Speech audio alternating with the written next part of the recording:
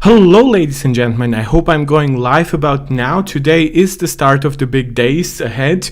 I apologize for the echo. I haven't echo-proofed this room because I am on vacation, so I am streaming in the working room of my cousin. So I apologize for the slightly degraded audio quality, but I am still able to stream because boy oh boy do we have news. As Apple promised us, this week is a big week of M4 announcements, and actually lining up with my own prediction, it's the iMac that is starting the round. My prediction is, and it remains, that of course today we are getting the M4 iMac, then tomorrow we are getting the redesigned Mac Mini, which features M4 and M4 Pro, and then on the last day we're getting the MacBook Pro, because that one consists of the M4 MacBook Pro, the M4 Pro MacBook Pro, and the M4 Max MacBook Pro.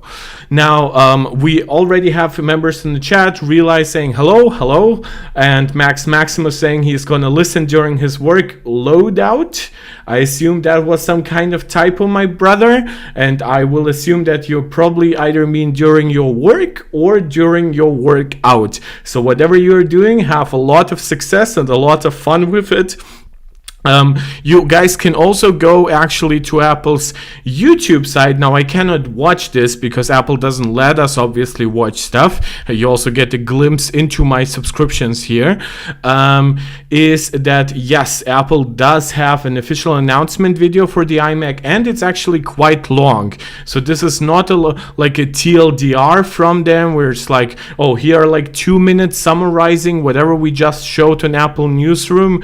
No, like a full 10 minutes, and they make it look like it's a keynote almost, or basically, right? So this is to us less relevant because obviously we cannot watch it, but I just encourage you. I know a lot of you guys are nerds for this kind of stuff. I certainly am.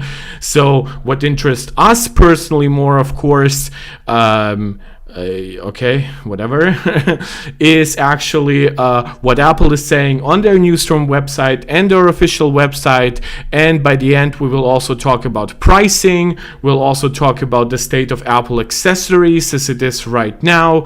We're going to talk about the value proposition now that Apple has finally doubled down on 16 gigs of memory.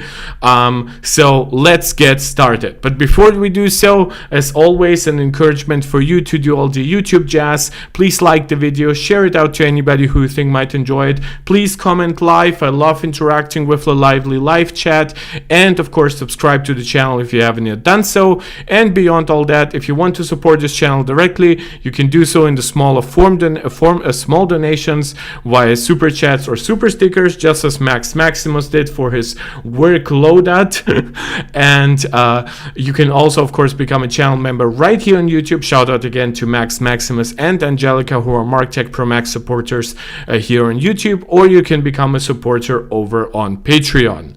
So what has Apple announced? Today is the first day of what most of us assume is a 3-day work week, basically, where Apple will introduce one M4 iMac after the next, and they are starting with kind of the least exciting one, and that is the M4 iMac. They're saying it's supercharged by Apple Intelligence, and today is also coinciding with the launch of iOS 18.1, macOS Sequoia, the Apple Intelligence upgrade, all of that stuff. So this is why they're talking so much about Apple Intelligence. We have criticized Apple for launching the iPhone 16 and 16 Pro without Apple Intelligence on board, and they are now launching their first wave of Apple Intelligence actually together with their first wave of M4 Max. So that's actually quite exciting. It's much more of a comprehensive launch than people even said about the iPhone 16, where people criticized that Apple Intelligence was missing. So I'm actually really happy that this is happening. They're pointing out that it's available in fresh new colors. There is now a new Nano-texture option. Of course, there's plenty of performance, 12 megapixel stage camera, Thunderbolt 4 connectivity, obviously not too new. It is still the old 4.5K Retina display with 60 Hz. By the way, guys, cheers. I need to have a coffee and drink because I am quite tired after meeting friends and family for the last couple of days. And they still underscored that you're getting all of it in what they call a strikingly thin design. So Apple today announced the new iMac featuring the powerful M4 chip and Apple Intelligence in a stunning ultra thin design. Again, nothing new here. With M4, it's up to 1.7 times faster for daily productivity. So this is an interesting announcement. 1.7 times, that would roughly line up with the upgrade to single core performance. So, and since the single core performance is the thing that like web browsing, emails and stuff like that is most responsive to, I wonder if that's what they mean. And it's up to 2.1 times faster for demanding workflows like photo editing, gaming, compared with the M1 iMac. Now again, they do not quite mention stuff specifically for things like ray tracing, which of course should get a much bigger bump. So and of course they are not comparing it with the M3 iMac. And some people will complain about that. My argument is like, it's good that Apple is even comparing it to M1, like to some form of Apple Intelligence iMac, because not too long ago, Apple was doing all of their comparisons to like old Intel Macs, which of course are not relevant in any way, shape or form these days. So I know some of you might not like that it's not comparing to the immediate predecessor. You can let me know if you agree with that or disagree with that, but to me, it does make sense. There's a new neural engine. It's the world's best all-in-one for AI. I always try to encourage you guys, look beyond such statements, because obviously the all-in-one market is already quite small. Those are focused on AI development are even more niche, so it's almost this by default. So however you want to take it, this is not a big accomplishment. It's built for Apple Intelligence, blah blah blah. The new iMac is available in an array of beautiful new colors. It's still a 24-inch 4.5K display.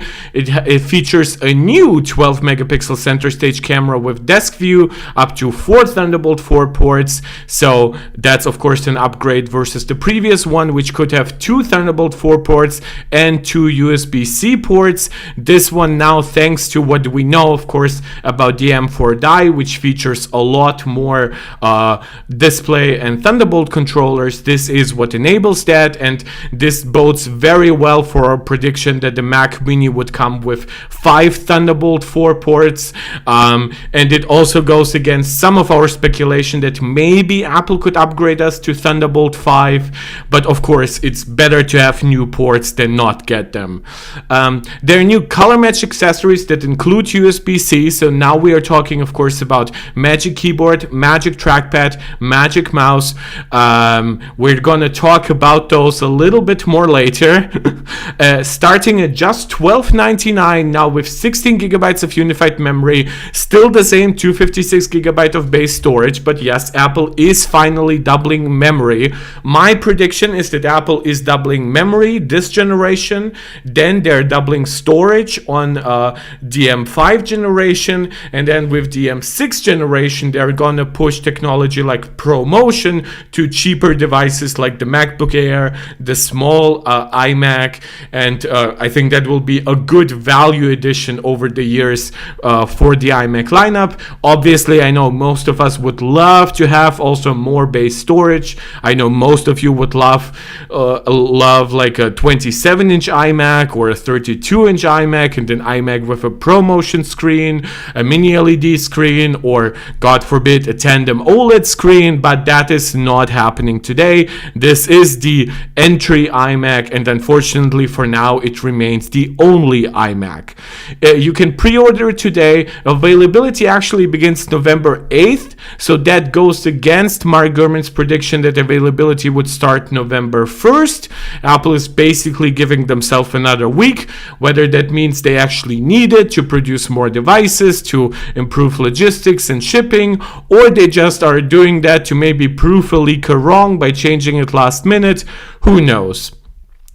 iMac is beloved by millions of users, from families at homes to entrepreneurs hard at work. With the incredible features of Apple Intelligence and the powerful performance of Apple Silicon, the new iMac changes the game once again. Now, it should be noted, while Apple keeps talking about Apple Intelligence a lot for this iMac, and you can argue that with higher base storage, it is the best iMac, like when it comes to the cheapest iMac for Apple Intelligence. However, every iMac going back to the M1 version, of course, will support Apple Intelligence. Said John Turnus, Apple's Senior Vice President of Hardware Engineering. With M4 and Apple Intelligence, gorgeous new colors that pop in any space, an advanced 12 megapixel center stage camera, and the new Nano-texture glass display options, it's a whole new era of iMac. So if you want to see all that, I already showed you. You can go to Apple's YouTube page and find basically their mini keynote there. You can see here the iMac at home, not in the sense of the meme of like, oh, we already have that at home, but literally how Apple envisions the iMac to be used. They're talking here about M4, once again mentioning that it has a 1.7 times faster performance than M1. This is where they actually specifically bring up the world's fastest CPU core, so that's very, very nice. By the way, when we are talking about the M4 for this iMac, it actually has a unique binning way in comparison to the previous binning that we saw on the M4. Relay saying, I subscribed on Patreon since Google doesn't allow memberships in my country. I've heard that. I also heard that some people have problems signing up for YouTube through the YouTube app. So yeah, for those people, you either go to the desktop and check if YouTube channel memberships work in your region at all, or if they don't, then please consider going to Patreon. Patreon is in some ways even more advantageous to me. I get to keep a bigger cut. Relay, if you feel like tell us what subscription tier, what membership tier on Patreon did you actually join, telling me to keep up the good work. Thank you very much. Users will feel this performance across everyday activities like multitasking between their favorite apps and browsing web pages in Safari. You can see, by the way, the basic pitch here of the iMac. It's very much like a basic device in Apple's mind. So 2.1 times faster in intense workloads, photo editing and gaming. Again, it's not a huge leap. Rosa joining the chat saying hi, hello. Always great to have more people here in the chat. So 2.1 times uplift. I assume this has nothing to do with stuff like ray tracing. And you can even see that in this case, Apple isn't even mentioning video editing, which I assume just means that they just don't see the iMac as that intense of a workhorse, right? If you want that, get more of a device with like an M4 Pro or M4 Max, get like even like the upgraded Mac Mini or like a more powerful MacBook Pro, and of course the Mac Studio or the Mac Pro.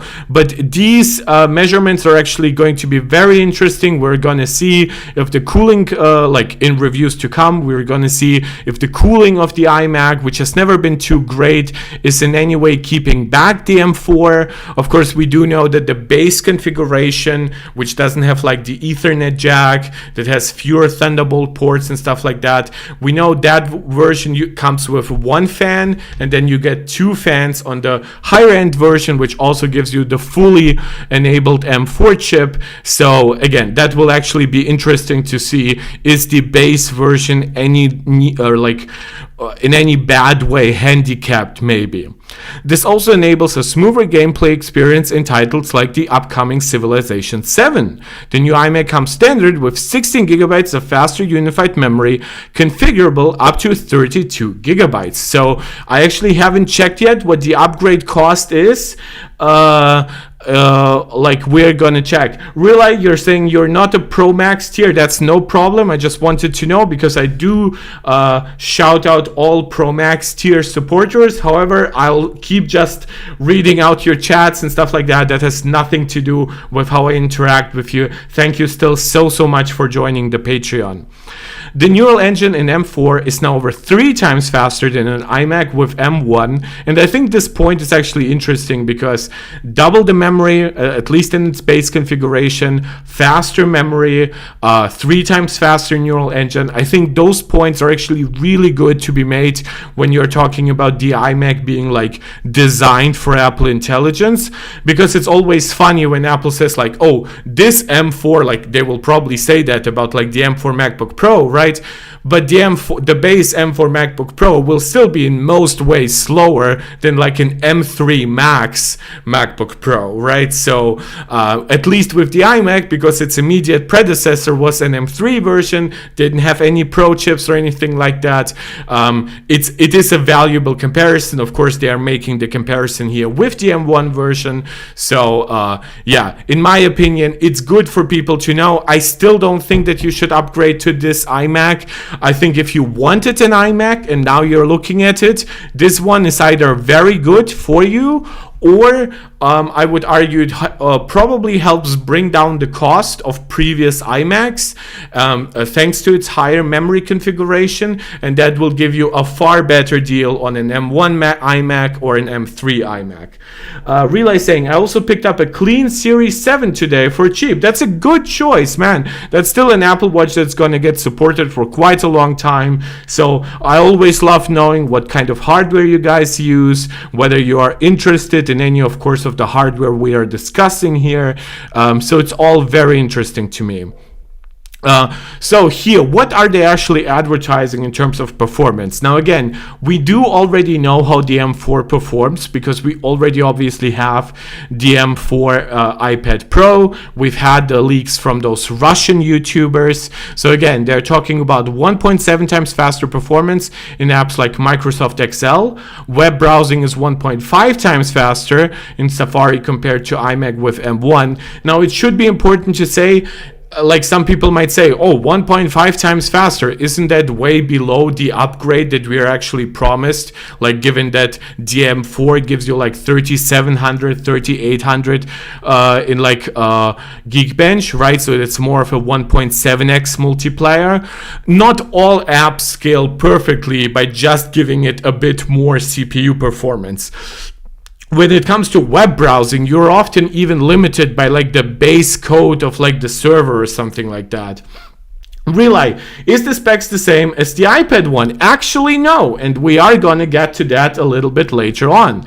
Apple is doing different binning here, and I assume, for one, sometimes the GPU doesn't work, sometimes like some part of the GPU doesn't work, sometimes a part of the CPU doesn't work, and with how complicated the N3 node is, I assume Apple is just interested in doing anything they can to just like give us save as many dice as possible. So my assumption is here that they thought, look, the iPad can work perfectly well with 3 P cores and 6 E cores, but on the iMac, let's give it the full CPU. But you know what? The iMac, maybe not everybody games on it. Let's give it rather a bint GPU, similar to what they've done actually in the past with every other M series chip. And in my opinion, it does make sense. But of course, you guys can let me know if you agree with me, disagree with me. We can have a nice discussion. So they're talking about up to 2 times higher frame rates than M1 with on iMac with M1. Content creators can edit like never before. 2.1 times faster photo and video editing when applying complex filters and effects. I wonder if any of that is like also a comparison of how much memory is available. Definitely don't forget the previous iMac maxed out at 24 gigs of of memory. This one maxes out at 32 gigabytes. Compared to the most popular 24-inch all-in-one PC with the latest Intel Core 7 processor, Jesus, that's before, I believe, like, this has nothing to do with like Arrow Lake or Lunar Lake. The new iMac is up to 4.5 times faster. This is like some old, like Dell device or HP that they compare. And compared to the most popular Intel-based iMac model, the new iMac is now up to 6 times faster. Okay, good to know. So that's gaming, even some Blender stuff, I believe. Is it? Such as applying complex... Oh, that's Adobe Photoshop and Adobe Premiere Pro. I apologize. I thought I recognized that side view to be Blender. Is the iMac an entry product like the MacBook Air? Yes. In a way it is, but I would argue the Mac Mini makes more sense for most people as an entry-level solution from Apple than the iMac. It's super portable, you can choose your own display, a display that is cheaper or better in some ways. Can even hook it up to your TV if you choose it. But yeah, it's basically a Mac Mini plus an integrated display. So then they talk a lot about Apple Intelligence. So macOS Sequoia 15.1 is out. We have already talked to death about Apple Intelligence. You can create your own opinions on that. There are writing tools here. Of course, there's a redesign Siri, but again, it's not a much faster, a much smarter Siri yet. Yeah. Apple Intelligence is out. However, keep in mind that this is the 0.1 update for iOS 18, macOS Sequoia, iPadOS 18. This is not a huge upgrade yet. It brings some nice features to it, but a lot of the best stuff is coming in iOS 18.2 and even later with iOS 18.4. Really, I mean, the way Apple treats it, because this could mean base RAM is 16 gigabytes now. Base RAM is 16 gigabytes now. I think Apple Intelligence brought Apple to give the iPhone 8 gigs of memory, even in like the iPhone 16, and it brought Apple to give the iMac or all Mac 16 gigabytes. Would they potentially keep like an M3 MacBook Air with 8 gigabytes of RAM as like a very cheap solution in the lineup, almost more like a MacBook SE? Maybe down the line, but I'm not quite sure yet. So there's an array of gorgeous new colors and fresh shades of green, yellow, orange, pink, purple, and blue alongside silver. This is one of my predictions that actually didn't pan out. I said there's a chance that Apple might bring a space gray or space black iMac to the lineup that would give us finally black bezels on front. Alas, this is not to be. It's still basically a white foreground and then a colorful background. Really, but the base model is double binned. Let me actually check. Am I wrong here? It's 8-core CPU. It's 8-core GPU. Oh, it's double binned. I skipped that because, wow. So then this version is actually the one where you get everything. Oh, Apple. Damn, that's aggressive. What cores are they binning here? Guys, this is why I always want your input here, because what is the double binning here? For performance, oh my god, Apple is binning the efficiency cores. I actually didn't think they would do that, but man, like 2 efficiency cores is actually less binning than 1 P core. Damn, that's interesting as hell. It's 120 gigabytes per second memory bandwidth. Oh, I'm so glad I had you realize for this here. This is why I always encourage you guys. Chat at me, let me know where I'm right, let me know where I'm wrong. Sometimes I just consume all that information very quickly and I might get something wrong. But yeah, I know why I still thought it, because I saw probably 4 performance cores, right? And my brain probably automatically assumed, well, they aren't gonna bin efficiency cores, are there?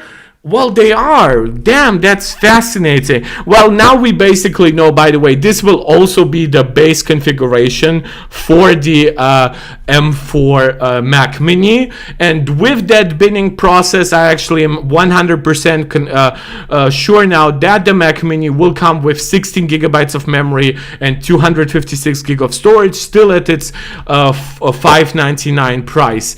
Like, maybe it would still be $699 because like of the redesigned.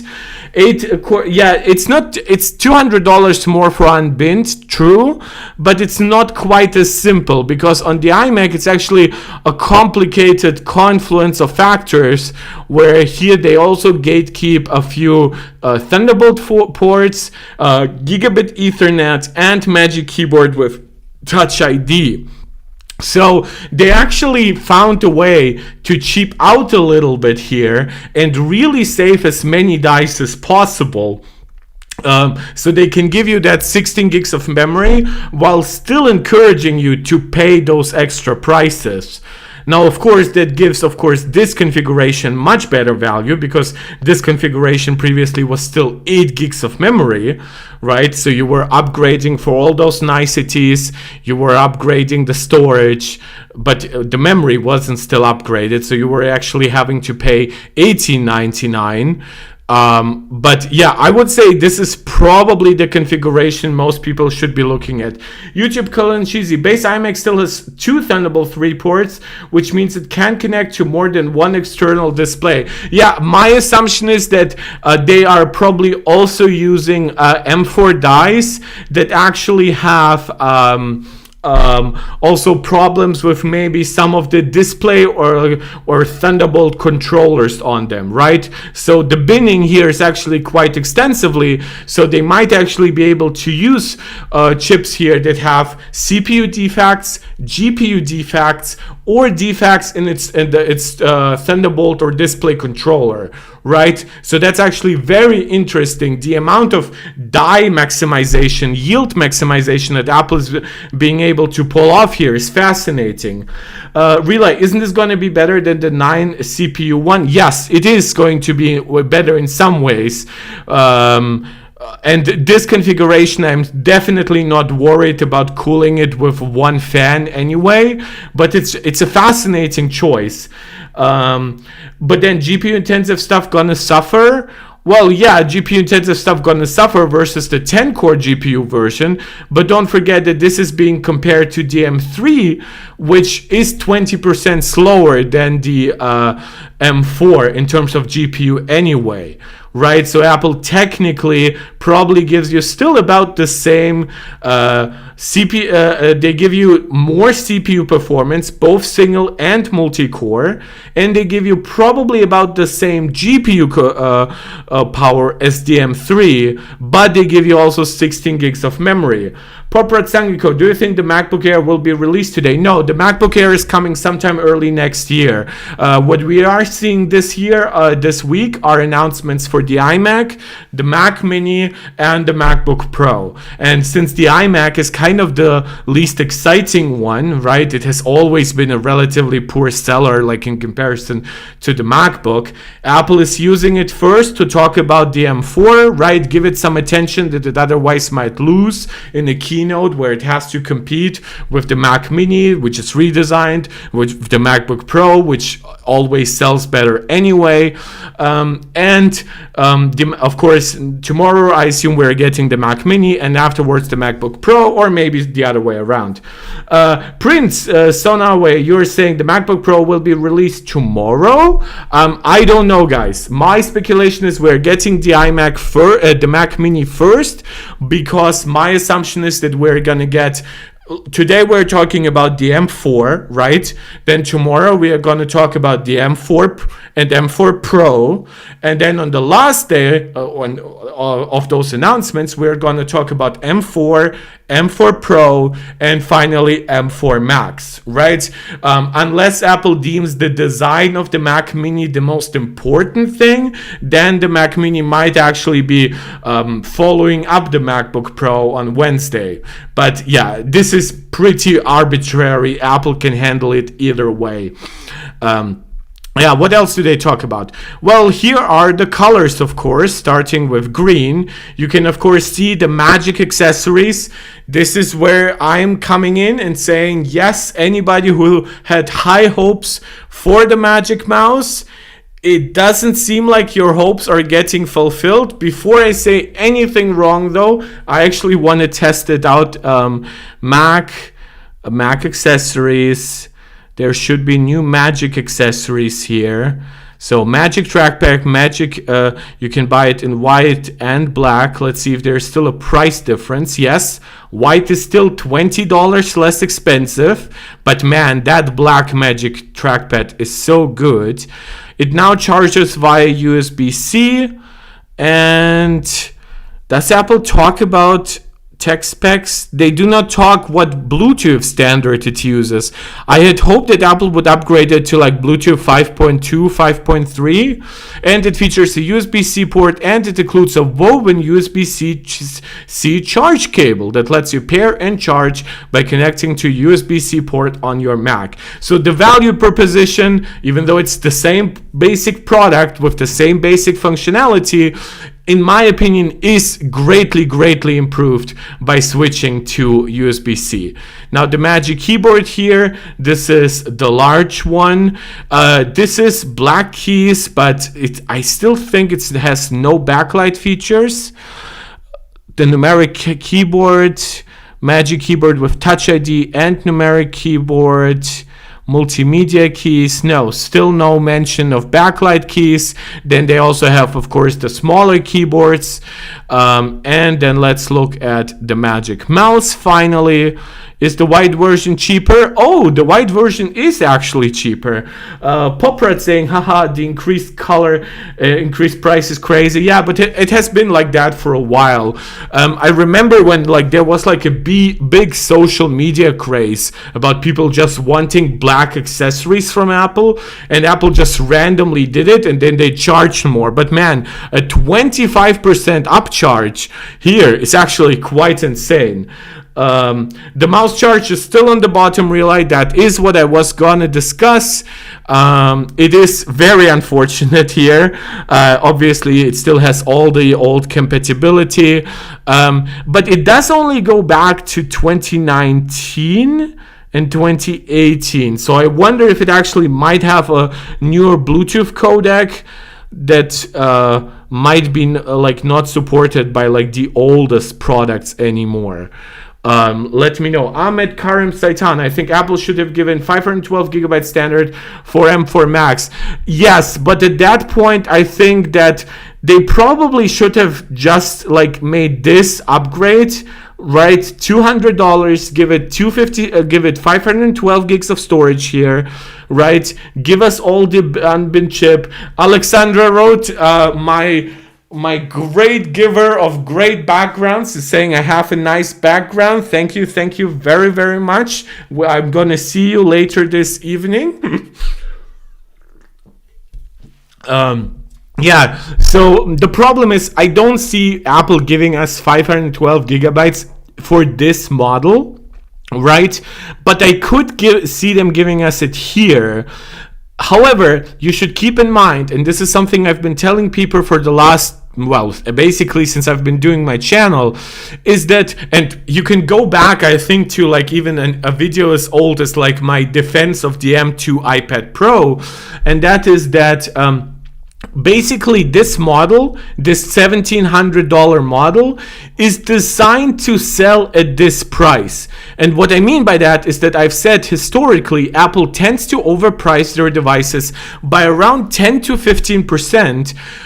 And what they do is basically they say, look, if you're an early day enthusiast, or if you have some kind of way to get a big discount, maybe you can write off from your taxes because it's a business discount, you get the education model, which is a little cheaper or something like that, right? That's okay, right? But basically this $1,699 model is for many want to join? Okay. I just wanted to show you my cousin who was gracious enough to let me stream in her apartment.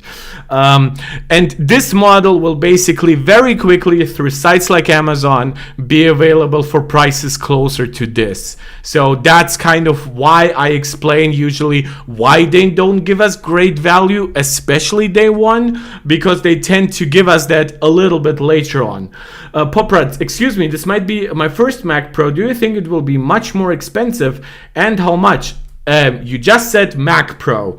Do you actually mean the $7,000 Mac Pro that is supposedly only getting an upgrade sometime in the second half of 2025? Right, because you know that we're not getting a Mac Pro this week. We're getting the iMac, the Mac Mini, and the MacBook Pro. I assume you probably meant MacBook Pro. So, and actually no, after seeing this, I actually don't think we are seeing any price increases probably, since we do have now this new method of double and even triple bidding if you look at the Thunderbolt capabilities in a way that so I assume the Mac Mini will probably have the same base storage, RAM, and chip configuration, and it either stays at the same price as before, or at worst it gets $100 more expensive because of the redesign. However, the redesign is not actually a more expensive redesign. It's designed to make it smaller, it's designed to make it more efficient in a way, so Apple can actually afford to, in some ways, to make it cheaper if they choose to, but they won't. Poprat, MacBook Pro, sorry, no, we actually have very, very good prediction here that the MacBook Pro will probably be either the same price or maybe $100 more expensive, which means that you might get $200 extra value because you get 16 gigs of memory without paying $200 more, or you might get $100 more of value because you get 16 gigabytes of memory, but you get it in a $100 more expensive version than previously the 8 gigabyte model, which would put it $100 below the previous generation 16 gigabyte model, right? So it's shifting some stuff up, some stuff down. But after this, I'm actually surprised to see this. If it was a full, like, this model now also makes more sense, honestly, and this model now is probably the model for most people to get, but probably until you wait for it to go down to the price of this model.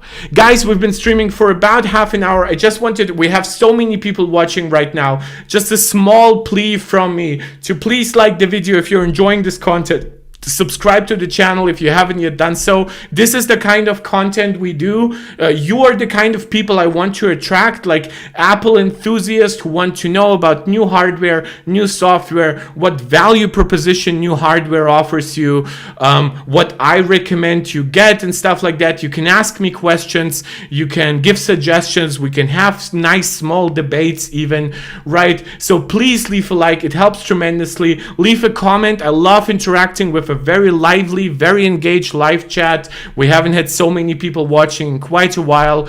If you want to support us here directly, you can do so with a small donation, with a super chat or a super sticker. It all gets reinvested right back in the channel. I love money, right? But no, I just love having the ability to keep up this hobby and interacting with more of you, finding more of you, and in the darkness bind you. No, but yes, right. So, and of course, you can become a channel member right here on YouTube, or you can become a supporter over on Patreon. We have already seen a super chat here for €2.49 from Max Maximus, and we saw Relay become a supporter over on Patreon. So those guys are showing you that it's possible. Poprat is saying thank you for my comments. This is what I do. This is why I love doing live chats. Love having you guys here. Love interacting with you. Okay, let's see how else Apple describes this. You can still see like the very basic designs. The new accessories have very much like the the AirPods Max USB-C vibe, right, where not enough is changed. I still want backlit keys on the keyboard. Of course, we all want a front USB-C charge port on the Magic Mouse, but alas, it is not to be. We of course have all the new colors, which are even more vibrant in a way, and they're slightly differently tuned. There is enhanced video calls with a 12 megapixel center stage camera. A new 12 megapixel center stage camera with support for desk view makes video calls even more engaging. I don't know what they mean by that, if it means that it now has a much better quality center stage camera, or it's more ultra wide, or it didn't previously support desk view, which would surprise me. Let me know. I'll actually do you one better. I do my research as well here together with you. So we're gonna go to Mac, and we're gonna compare Macs, and then we're gonna check the M4 iMac. Let's ignore how many ports it has, and let's just look at the previous iMac, which had the M3, and then actually look at its wait, why does it set up to 24 gigs of memory? Is it only, oh, it's only the 4-port version that gets upgraded to that. Interesting. Let us see, camera, and camera 12. Oh, so wait, I somehow missed it. The iMac didn't have center stage? Oh my god, how did I miss that? I guess I just assumed. Man, I'm just showing what assuming really makes an ass out of you. Really, I really haven't paid enough attention to the iMac. Let's us also look at how you can actually upgrade it, right? Because Apple does still say it still has 24 gigs of 24 gig configs and 32 gigabytes, so it still costs us $400 to get 16 gigs of memory. This is one thing I 100% disapprove of. To me, this is absolute stupidity. I had hoped that maybe they would get rid of the 24 gig version.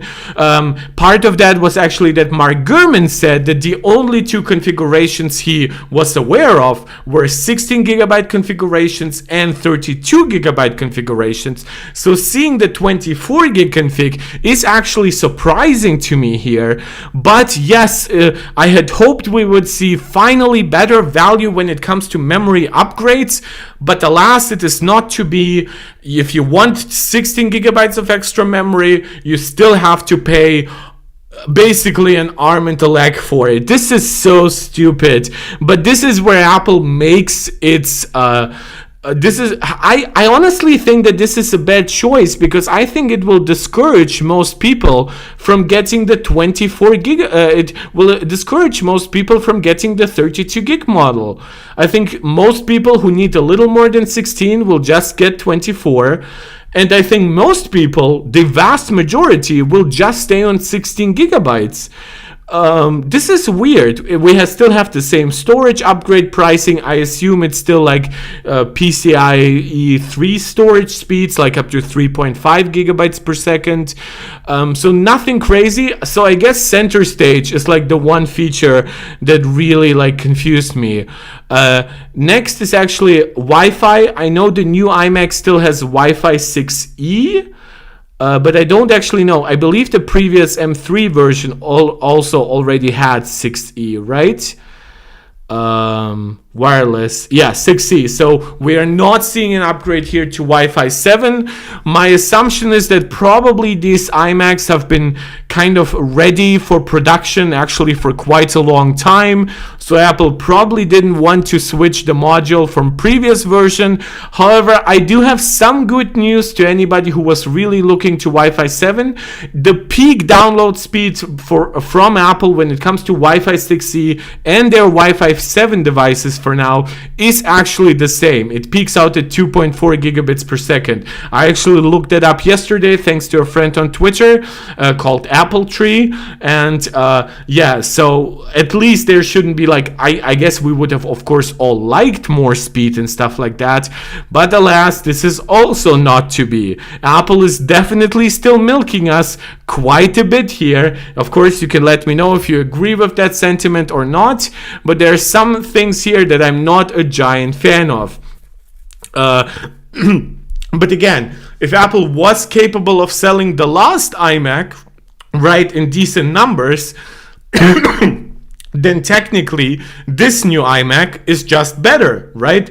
It's faster, it has better value thanks to its higher base configuration of memory, right? And even the fact, well, if you pay $400 more, you get 16 gigabytes of more memory. Yes, but now you max out to 32 rather than previously maxing out at 24, right? So in a way, even that highest end configuration still holds higher value.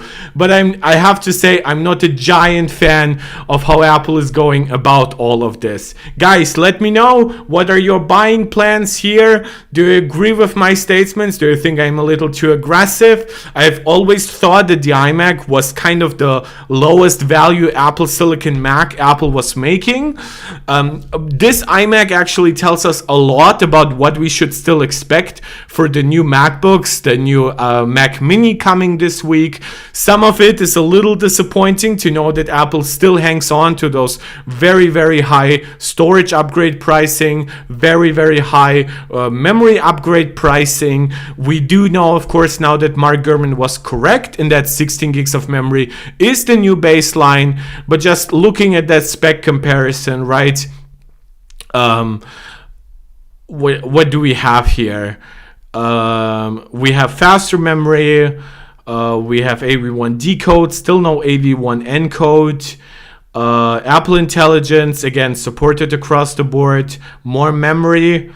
I wish they just saw the value of doubling memory across the board, which would have made the 32 gigabyte version just be $200 more, or at worst like $250 or $300. Charging $400 for it is just bad. It's still a 4.5K Retina display. It's still 500 nits, so that's a little disappointing given that we now have some SDR displays from Apple, like on the Mac, on the 13-inch iPad Air that now go up to 600 nits. So there's no proper HDR capability here of any kind, no ProMotion, of course, no switch to a different technology like Mini LED or OLED. It is the exact same size and design, but yes, it does have center stage camera with 12 megapixels, which will of course give you all those center stage features of zooming in and out and changing the perspective when somebody else comes into the room. If you're a huge fan of that, that's up to you. I never really liked the 12 megapixel center stage camera on my iPad Pro. But yeah, I know some people really like it. The audio system is roughly the same here. Maybe there are going to be some improvements because it uses a better chip behind it. The accessories are now USB-C, so that is also in some way a value upgrade. And of course you do get Thunderbolt 4 ports. That's because you do support multiple displays now. Gabe H, at this point we all know the Pro of anything in Apple will have all the goodies. Yes, that is correct. People have asked historically, what does Pro mean? What professionals does it actually target? And I've tried to tell people time and time again, it's the same thing as with the PS4 Pro, now the PS5 Pro. It's basically more goodies and higher end, right? And of course with all of that, it's also more expensive. That's what Pro means. means. We see that very clearly with even something basic like AirPods 4 versus AirPods Pro 2. We see that, of course, with the iPhone, with the regular 16 versus 16 Pro, and then we see it across the entire lineup where like even like the iPad Air, right? It might have an SDR, non-promotion, standard LCD screen, right? But then the Pro model doesn't just jump to, oh, it's ProMotion or, oh, it's OLED. No, it's like a super advanced tandem OLED, 1000 nits peak brightness across the entire screen in a device that actually happens to be now thinner than the iPad Air, right? So yes, Gabe H, you are 100% correct. Pro for Apple just means basically better. Configurable with Touch ID, pay with your Mac on the web. Wait, if we go with 2 ports, right? It doesn't have Touch ID. Yeah, you can get Touch ID with it, but it doesn't come by default. Oh, yeah, because there is also a 4-port version. Okay, yeah, that comparison now makes more sense. Yeah, all the rest is not so important. Let's see actually what Apple else says. So the colors are green, yellow, orange, pink, purple, and blue. We can actually check that out. Mac, iMac.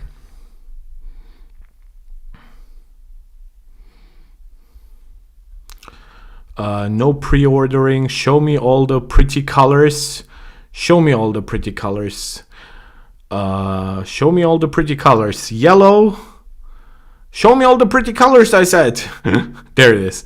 Of course, blue. I think blue has been like regarded kind of as the best color. I still think it is, but I really dig this purple. Like, this is the color that I know like my 10-year-old niece would absolutely love. And that pink too. So I guess if you have a significant other, I kind of the sexist in me assumes that most of you guys watching are guys. Then there's orange, not my favorite color. The yellow, very vibrant. The green, like almost like a dark forest green. And yes, silver, which brings us all the way up to 7 colors. However, still no space gray or space black version, which means that yes, still no version with dark bezels. And yes, if you're somebody who never liked that new glass chin, it is still part of the overall design. One good part, of course, is if you're really into like a color matched setup, these new accessories do well, that has been of course the case in the past as well, but they do now match these new colors, and quite honestly they look absolutely gorgeous in my opinion. Then Apple just talks a lot about Apple Intelligence. Again, shout out again to everyone who hasn't yet upgraded. iOS 18.1, macOS Sequoia 15.1, iPadOS 18.1. It's all coming out today. I believe it has already launched, but if maybe it hasn't yet launched in your region, consider checking like it every hour or so. And then you can also get, if you are in the US, you can get English-based Apple Intelligence. More English-speaking regions will get it in sometime probably in like not sure, December. I assume maybe very late November, but Mark Gurman said that point 2 would launch in December, and that will include support for more English-speaking regions. And then sometime next year, we are going to get Apple Intelligence in non-English-speaking regions as well. So nothing too crazy here. I think the value upgrade could have been better across the board. Quite honestly, I think that now it also makes a lot of sense. Like when I say, oh, I also predict Apple will give us more storage next time, I actually think that will also like be a good way for Apple to basically give us this iMac again, maybe with small updates like Wi-Fi 7, keep the same $12.99 pricing, and now with that Hyper-Bin chip, still give us a need to upgrade to like that 1499 model with extra ports, with the fully enabled chip, the Ethernet in the power brick, the Touch ID in the Magic Keyboard, right? So Gabe, you said that about actual Apple Pro devices, but when you actually look even inside just the configurator, you can see that getting more goodies just costs across the board, right? You want a little more CPU, you want a little bit more GPU, you want full like display output support with more Thunderbolt 4 ports, you want gigabit Ethernet in your power supply, you want the Magic Keyboard to have Touch ID in it, you want double fans for, of course, that faster chip. Yeah, please pay us $200 more, right? And now once you want more storage, that's really hard to swallow. Paying $200 more for 256 gigabytes in 2024 just doesn't feel very right to me. But this is why I try telling you, this model, very soon, in like the next 2-3 months, you should probably be able to get it at around 1550 would be my like a 8% drop or something like that. Maybe in half a year it could actually come under this price, like maybe 1480 or something like that, right? And that version will actually be more like this version pricing. But if any of you are like day one enthusiast purchasers, this is where Apple wants to get their money. And if you want something higher end, this is where Apple wants to see more money from you to actually double down on their profit margins. This is nothing new from Apple. This is very much expected, but some of it is coming in a little worse than I hoped it would. Guys, we've been streaming for about an hour now. Small shout out to so many people watching. Like the video, it helps a lot with the algorithm. It helps attract a lot more of you. Subscribe to the channel if you're enjoying the content. Share the video to anybody who you think might enjoy it. Comment live, let me know what you agree with, what you disagree with. If you are new to the channel, what you would like to see me cover next, ask me any opinions I might have. Maybe we'll find some fun stuff to debate, or maybe you'll need some purchase recommendations, something like that.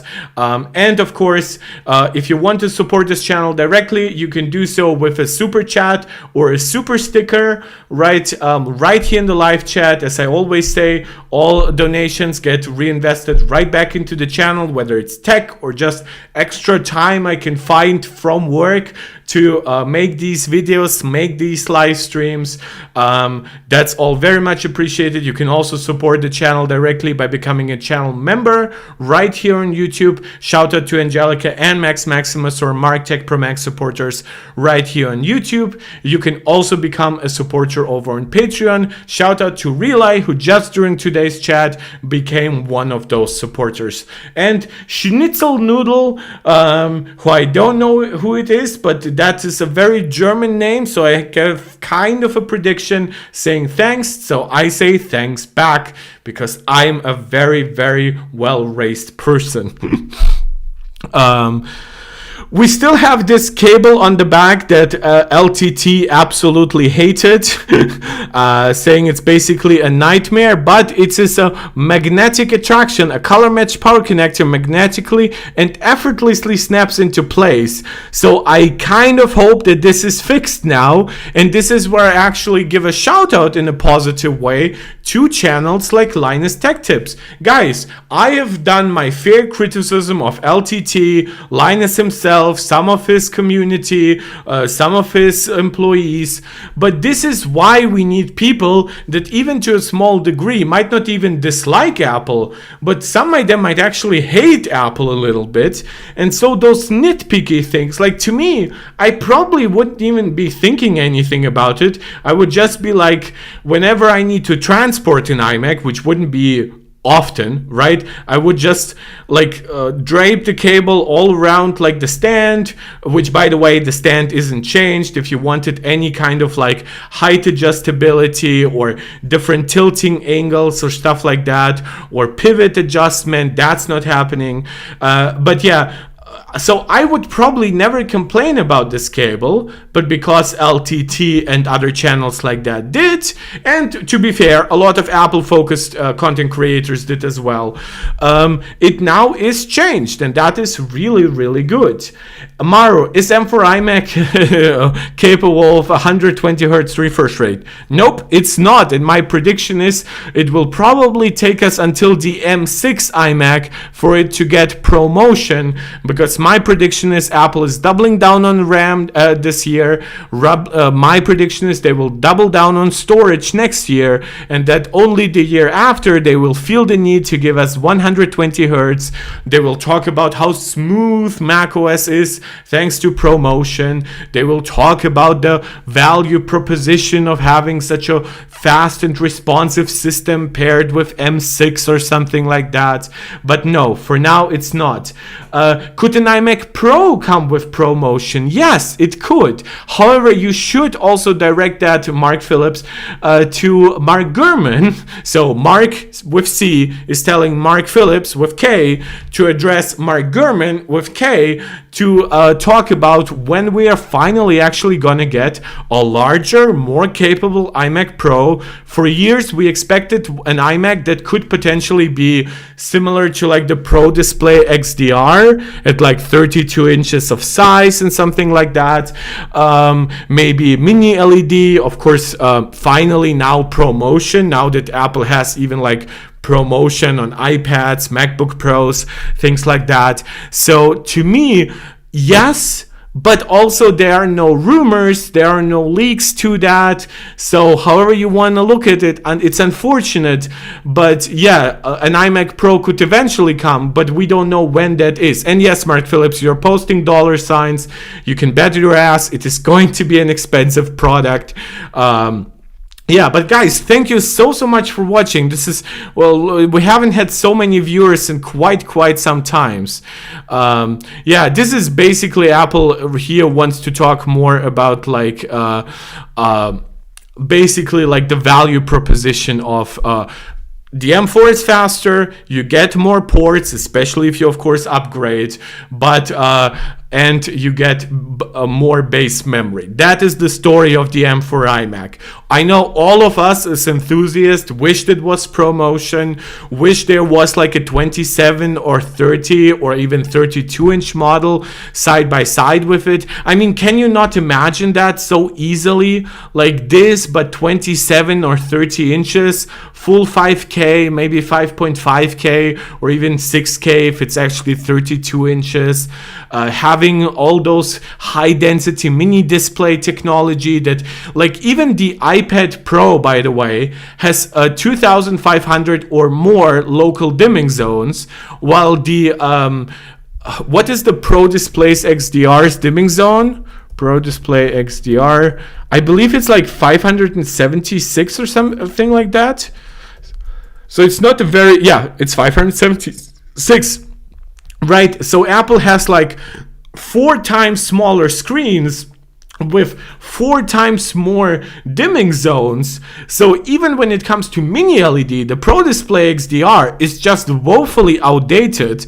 And of course, Apple does have OLED in the form of like tandem OLED iPad Pros, which is like a double stacked OLED displays to max out brightness, max out even efficiency, prolong longevity, right? And Apple is treating it like, you know what, those basic devices, give it standard LCD, give it 60 Hertz, don't even fix like jelly scrolling on the iPad mini. It's, yeah, it is what it is, unfortunately, sometimes with Apple. You want more, and we know that Apple, of course, wants to charge us more, but they don't even let us pay more to get like a display from them that we would actually want to pay a lot of money for, right? Look at Mac accessories here, right? The studio display is $1,600. It's 600 nits. Yes, it has Nano-texture option. Great. It also charges you like $400 more for like a decent stand, which is outrageous in my opinion. But yeah, and then of course the Pro Display XDR just exists on an entire new level of pricing. Really, Mark, do you use an iPad along with just or iPhone or MacBook? I'm actually looking, when I'm looking to the site and I'm looking at the comment section, I'm actually doing so on my M1 iPad Pro. I have an M1 iPad Pro and I have an M1 Max 14-inch MacBook Pro.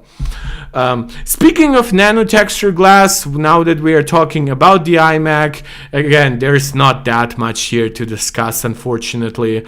It with a $200 extra charge, you can give it Apple's advanced anti-reflectivity solution that is better than like an anti-glare display, right? It won't kill your colors, but it also still won't give you like a completely natural glossy look, right? So if you buy that nano-texture glass and you pay $200 extra, please keep in mind it will still impact some of your color performance on the display and some viewing angle stuff. So only get this if like your workflow really requires you to be in very, very bright conditions and you need to compensate that for in some way, right? By giving you by using that nano-texture stuff.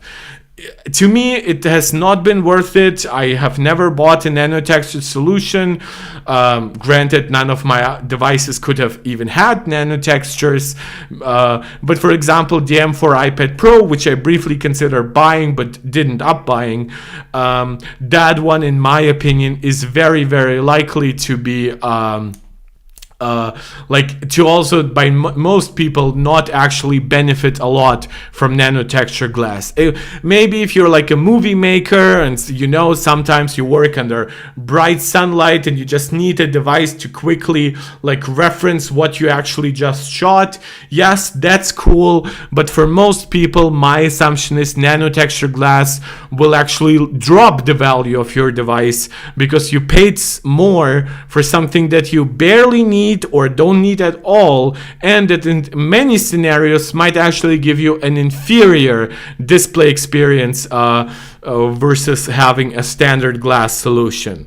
With memory, I already outlined the pricing considerations. The same goes with the storage. When it comes to Magic Mouse versus Magic Trackpad, I'm a strong proponent of the Magic Trackpad versus the Magic Mouse. However, again, the Magic Mouse still isn't redesigned, but if you just want to save those $50, I still think most people will like the Magic Mouse. They just won't like how it charges. Again, Magic Keyboard or not, Magic Keyboard with Touch ID or not, and Magic Keyboard either the regular size or with the numpad, which they actually don't give you that as a photo option. Maybe here, nope. Okay, Apple I guess was a little lazy. And then their Apple software that you can always buy extra. There are plenty of discounts, so I don't recommend you spend money up front on that. Yeah, and so let's actually finish Apple's newsroom blog here.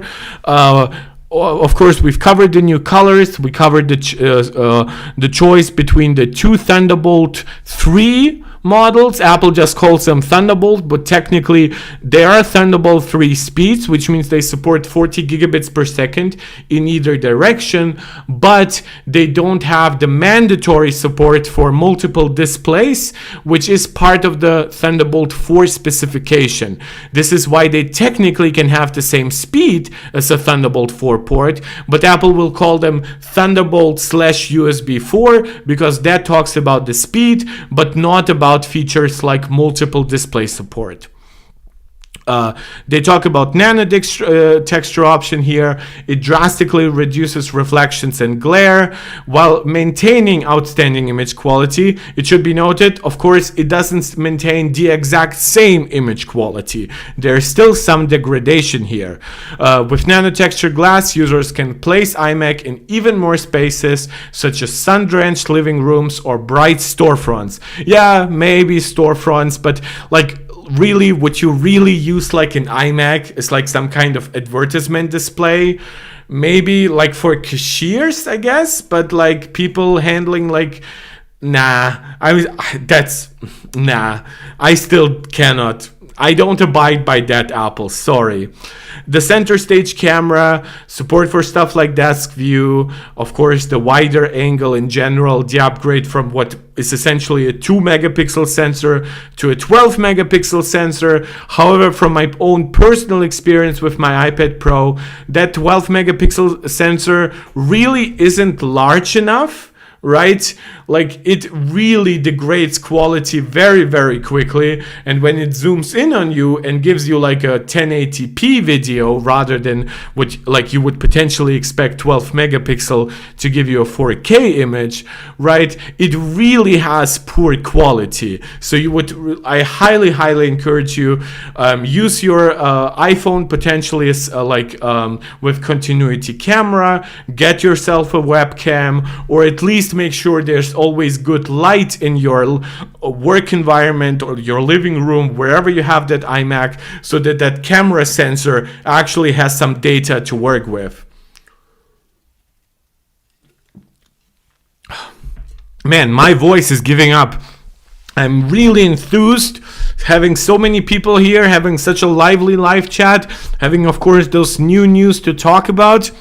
But guys, I need your recommendations. For anybody who is new here, which I assume is like half the chat probably, I also, of course, do YouTube reactions here to important reviewers like MKBHD. I also watch stuff from channels like GeekerVan, who review, of course, the performance of Apple's latest chips, of their competitors. I do cover PC-focused news even, like I did cover when AMD Zen 5 came out. I just covered when a Lunar Lake came out. Haven't yet actually talked as much about Arrow Lake as I would have liked to.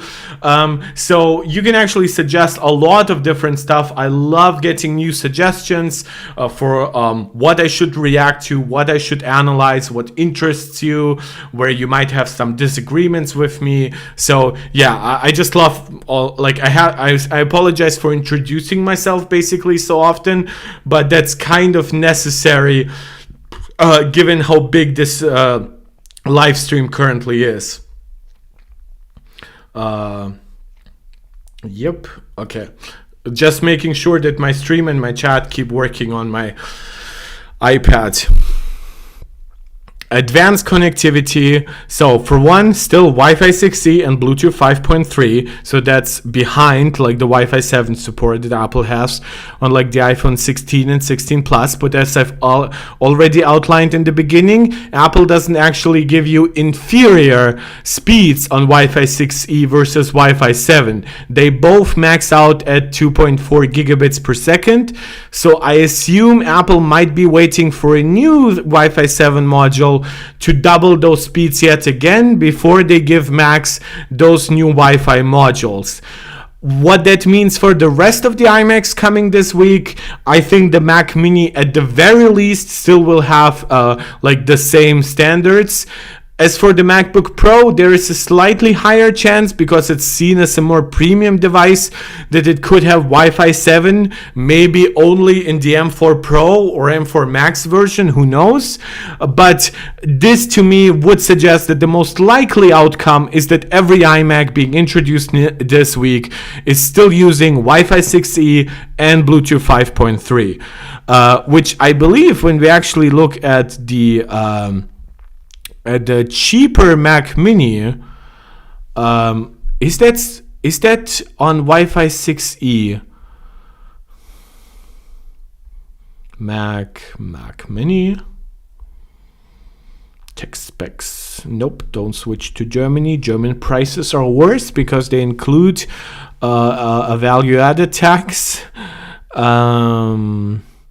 Yeah, okay, so the Mac Mini comes with Wi-Fi 6E across the board.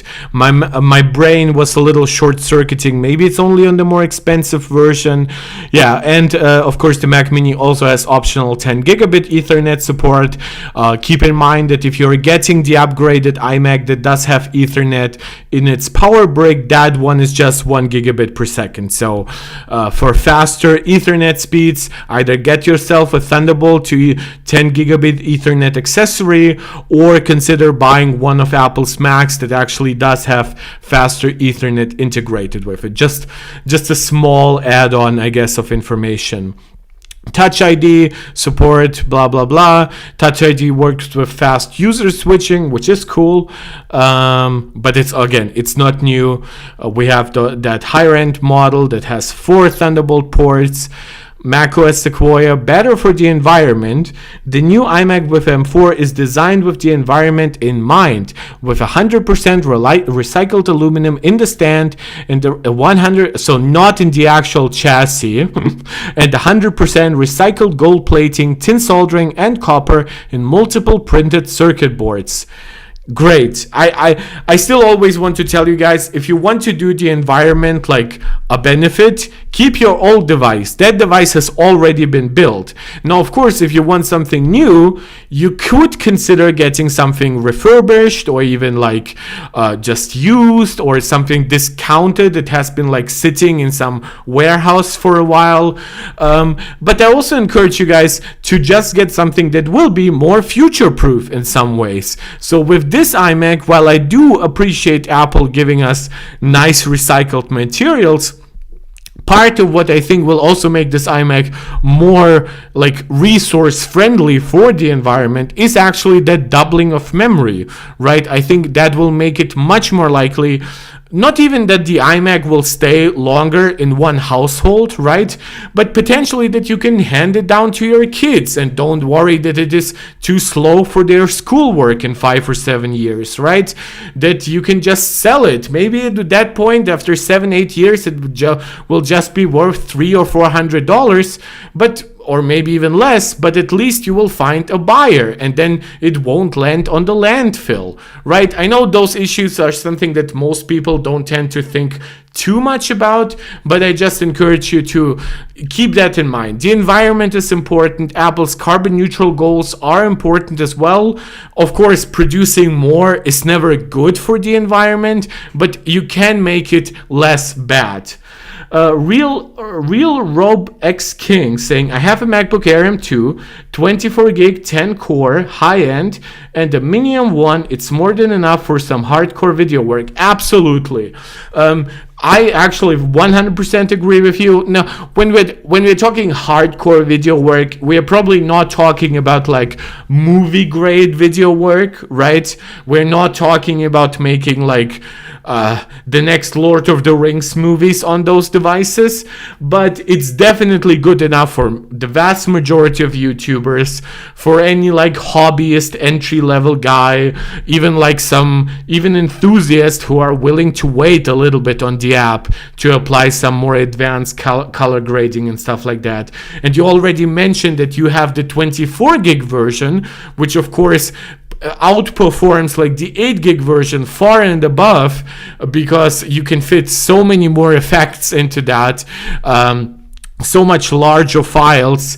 It will have to do dramatically less swap with storage, right? So yeah, I absolutely agree with you. When I'm saying for most people, of course, if you are in the market right now, right, I would encourage you get the M4 versions of devices, just simply because they will be the most future-proof.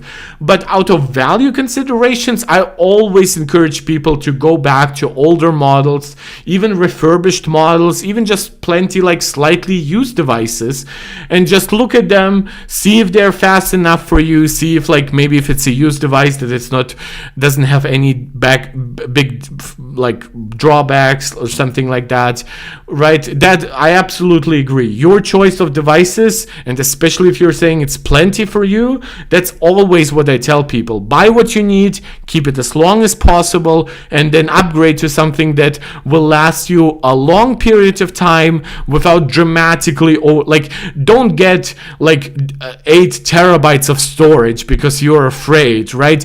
At some point, if you're like not happy with 2 or at least like 4 terabytes, for example, on the MacBook Pro, you can always extend it with external storage, or by the time you might actually need 8 terabytes, well, you might be served by a device that is also much newer, much more powerful, much more efficient, right? So don't overpay, but pay enough to know that, oh, you know what? This device will serve me well.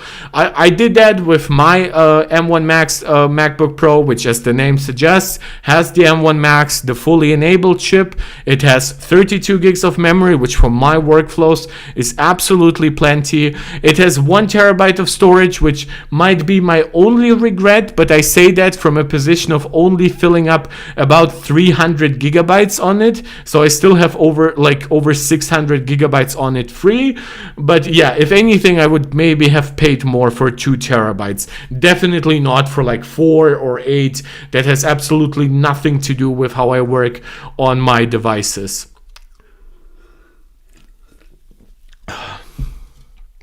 Yeah, we still have the education pricing of $12.49. With the upgraded model, it's actually nice. You get a full $100 education discount. Again, this is what I'm talking about. Like, Apple will give you like better value in some ways, even right off the gate with stuff like education discounts, but they will also make you wait until like maybe you can find this $14.99 model on Amazon for $13.99 without like an education discount. So Apple knows how to get their money. They know how to keep their profit margins high. They know how to make you upgrade, not just to higher configurations of the same product, but maybe from like an Air to a Pro, or a base model to a Pro, or even from like a Pro to a Pro Max, right? Or even like an Apple Watch to an Apple Watch Ultra. Apple's money will be fine. That's what I'm trying to tell you. Let's see if there's actually anything we might miss. Usually sites like 9to5Mac do quite a good job of aggregating a lot of data very quickly. Base configuration, 16 gigs of memory, Nano-texture glass option, we covered that. 4 Thunderbolt 4 ports, up to, of course. Upgrade 12 megapixel center stage camera, color match accessories with USB-C charging, and new shades of green, yellow, orange, pink, purple, blue, and of course still silver. I also, by the way, anybody who is new here, I believe John Ternus will be Apple's next CEO. For one, I think Apple is doing quite a lot to put him front and center in events where maybe you wouldn't even need him. Like, I know he is like Apple's hardware chief at this point, but usually Apple like rotates some people on stage. They will show somebody, oh, you know what, you might not be the highest animal in like the hardware discussion, right? But you might have been actually more closer connected to the development of the iMac specifically, or the MacBook Air. Now it seems Apple is very much inclined to just push John Ternus as much into the foreground as possible. This guy has been with Apple for a long time. He is much younger, of course, than Tim Cook. He is not a logistic guru like Tim Cook or Jeff Williams, but he is a hardware guy. He was responsible for a lot of Apple's like changes to a more Pro Mac family, right after like I think his big debut in many ways was the return of the iMac. Well, it was the introduction of the iMac Pro when people were asking, guys, we need a new Mac Pro. Where is it? And that was when we were stuck for years on the trash can Mac Pro, right? And John Ternus was responsible for the iMac Pro, then the eventually like revival of the cheese grater Mac Pro. He's a big push behind the Apple Silicon transition for Mac. Of course, he won't fight Apple on decisions to improve profit margins, but I'm very, very convinced that it is people like him who will push Apple into something like doubling base memory, because he will say, guys, you're advertising all these crazy new software intelligence features, right? AI, Apple Intelligence, all that cool stuff. But with an 8 gigabyte system, especially a system that might have to render like 4.5K at 60 hertz, or maybe at some point 120, right? That's just not enough resources. It will just take people like running one high resolution video and maybe having an office program open or a website for that memory to not be 8 gigabytes anymore, but more like 4. And if some of our models take up 2 or 3 gigabytes, that will leave people with effectively zero memory left. That will cause crashes. That will cause instability. That will cause higher power draw on mobile devices. I'm sure he's also like pushing for more storage, but again, Apple does like their profit margins, and his check will depend on Apple's profit margins, especially if he ever becomes CEO. But I'm much more inclined to trust a guy like him for Apple's future hardware strategy than somebody like Jeff Williams, who is very much a logistics guy, similar to Tim Cook, but he isn't quite on Tim Cook's level. At least we have never heard that.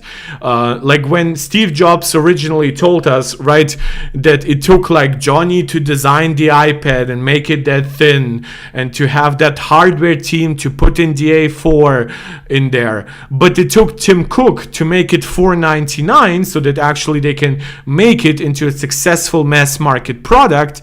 That is brilliant logistics. Now, it is also the result of giving the A4 iPad Pro, the A4 iPad, the original iPad, 256 megabytes of memory, unfortunately.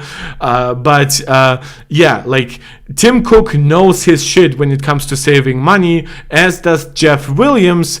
We don't need another guy like Tim Cook in charge of Apple, not because I think Tim Cook did a bad job. By no means. I'm a huge fan of Tim. But I do believe that if we are going to start a new page on Apple with more and more people in charge who are not Steve's like lieutenants, right? Like his first officers, then we need a slightly new perspective, because Apple's perspectives will keep changing. You can already see that the way they embrace Apple Intelligence is a little bit less typical of how Apple treats a new software feature, talking a lot about it before it's even out, right? You can see it with just how broad Apple's lineup is, which of course wasn't quite how Steve wanted it to be. They made many devices thicker and heavier, but then they also made them thinner and lighter again with the M4 iPad Pro. So you can see that Johnny Ive is definitely absent from Apple's designs. But yeah, so I'm just trying to tell you, in my opinion, this is who will be Apple's next CEO. That will be obviously an interesting discussion for the future. You can let me know if you agree with that, if you disagree with that, if you have some other predictions. My personal prediction is not actually that the next CEO will be John Turnus, but that the next CEO will be Jeff Williams, but in a transitionary role. I could see Tim Cook going away and then Jeff Williams assuming CEO tasks for like a year or maybe 2, basically grooming John Turnus for leadership, and then retiring as well, because unlike his photo suggests, Jeff Williams is actually pretty much almost the same age as Tim Cook. Like, I believe he's 2 years younger. So it's not like he will be able to stay that much longer as CEO than Tim Cook anyway. Here are all the performance stuff. What does Apple give us? Actually is supercharged by M4, Apple Intelligence. Testing was conducted by Apple in September and October. Apple diagonal screen measurements. Okay, so it's with the iMac, where they make more detail, where they give us more details on those statements. Let us look into that. One, Apple Intelligence. Okay, Apple Intelligence is in beta, but yeah, today it's launching officially. Testing conducted by Apple in September and October using pre-production 24-inch iMac systems. This is the full M4, 16 gig of memory.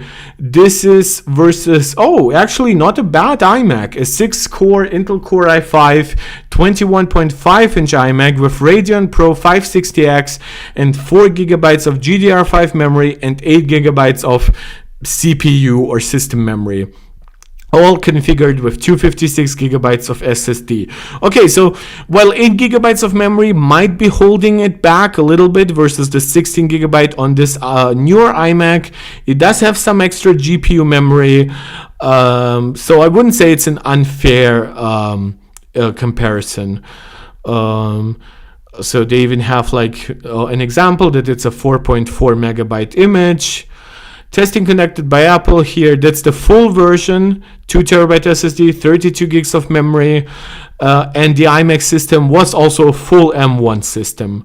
Wait, no, that one didn't have 24 gigs of memory. Didn't the 16? Wait, did the iMac with M1 max out at 16 gigabytes? Am I getting more? Is my brain completely mixed up today? What is happening? Guys, I think we just had a server ingestion. We might have, or sometimes YouTube just switches server around. A lot of people might get lost. Please keep on liking the video. Please don't commenting, because that helps bring people back, right? Whenever like 10, 12 people are removed in 1 second, that's not because they all lost interest in 1 second. That's because YouTube does weird stuff with how they manage their servers. Let's look at compare iMacs. Let's look at the iMac with M4 ports. And Angelica, our other MarkTech Pro Max supporter here from YouTube, is saying she gets into a good mood because we have a very motivated and full of energy stream. Thank you so much for your long-term support, for all the comments. It's all so much appreciated. So let's look at the M1 iMac here, actually. The iMac with M1, let's even choose the one with 4 ports. And that one maxed up. Oh yeah, that one maxed out at 16 gigs of memory. So it took until the M3 version, right, to give us, let's look at M3 version with 4 ports. Yeah, to get 24, and now the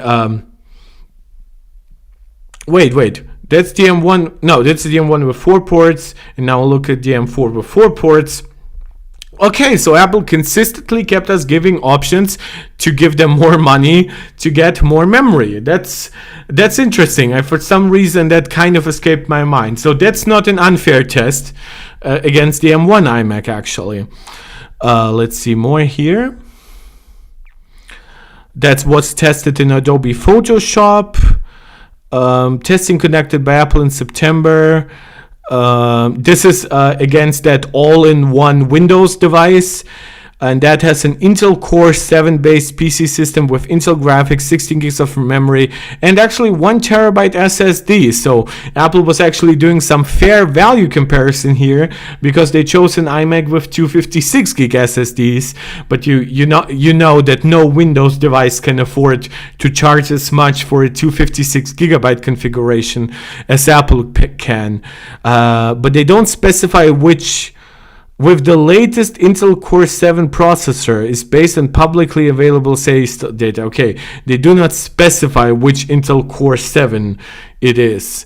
So the diagonal is 23.5. Okay, so all of the other things make a lot of sense. I just really wanted to know what exact hardware comparisons they were making here to achieve some of the performance advantages. Let's look again if there's anything else we might have missed. So Apple Intelligence is out. Angelica, yeah, I take a lot of pride in responding to every comment. At some point, as you can see, because the chat gets so lively and so huge, that becomes a problem. This is why I encourage people to leave things like super chats, because then I will be forced to basically read your comment. But yes, part of my live stream is responding to as many comments as possible, as long as those comments are good. Of course, if some of them are insults or some of them are disrespectful or like, guys, I love humor, but if you get like completely politically incorrect and start just being completely hateful and bigoted, I will throw you out. I've done that in the past. That's the kind of tech channel you can expect this to be. But I love me like an engaged community, a very friendly community. So yes, thank you to any supporter, either by just watching these videos, maybe donating directly, becoming a member on YouTube or on Patreon, who enables me to keep this up. It's a great hobby. It's a great thing I want to keep continuing. Thank you anyone who actually makes that possible. Apple Intelligence set to launch in the EU for iPhone and iPad early next year. After announcing Apple Intelligence at DubDub 2024, the company said that its AI features wouldn't be available to users located in the EU at launch. By the way, guys, if you are looking at my channel and if you're asking yourself, why isn't there a video called My Experience with Apple Intelligence? That's because I'm actually coming to you from Germany, so I don't have access to Apple Intelligence. This is why I really rely on reacting to other reviewers, other content creators, seeing what big news sites are writing, stuff like Engadget or The Verge, because I don't have access to all the hardware, that's for sure. But even in the era now that, because the EU is so regulation friendly, and I mean that it's friendly to regulation, not to companies, unfortunately I cannot bring you direct Apple Intelligence coverage here from Germany, which is very unfortunate, because as you might hear from my English, I would have been quite capable of interacting with Siri in English. On the European version of its website, Apple has confirmed that it will launch Apple Intelligence in the EU in April of next year. So that lines up with the prediction of Mark Gurman, who said that iOS 18.4, which will bring the new version of Siri, not just the redesign, but also its capability to understand what is happening on your screen, control your apps directly and stuff like that, give developers an API to even integrate with third-party solutions. That means that the EU will start getting all of that in April, or maybe at least most of that. The news coincides with the confirmation of the software update to be released in April. Yes, so that's the same combination I have here. This list includes many European languages, including French, German, and Italian.